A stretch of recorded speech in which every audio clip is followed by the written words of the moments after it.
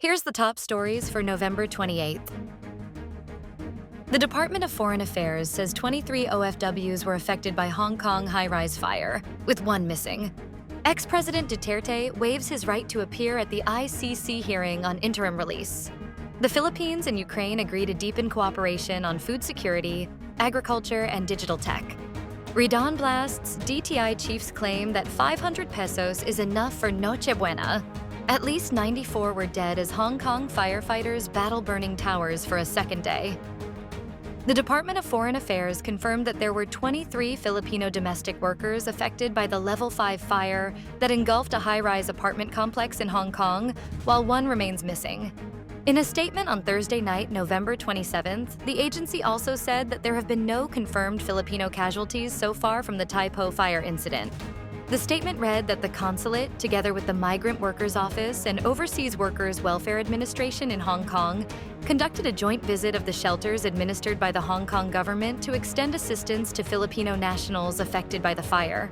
It added that while the 23 Filipino domestic workers required welfare assistance, one overseas Filipino worker is currently at the intensive care unit of a local hospital. Former President Rodrigo Duterte has waived his right to appear before the International Criminal Court Appeals Chamber when it delivers its judgment on his bid for interim release on November 28th. In a signed waiver dated November 25th, Duterte informed the tribunal that he would not participate in the proceedings and directed his lawyers to appear on his behalf. The waiver comes as Duterte continues to challenge the October 10th ruling that denied both his urgent request for interim release and renewed request for interim release, with the court insisting that detention remains necessary under the Rome Statute.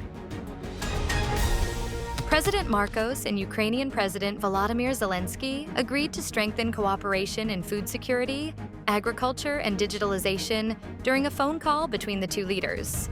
Both leaders said this as they engaged in a phone conversation on Thursday, November 27th.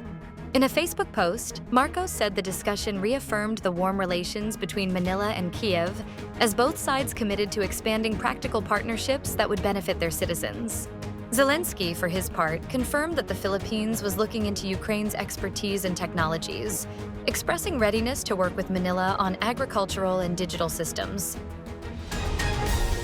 Bicol Saro Party List Representative Terry Ridon mocked the Department of Trade and Industry on Friday, November 28th, for asserting that 500 pesos was ample budget for a Filipino Noche Buena meal.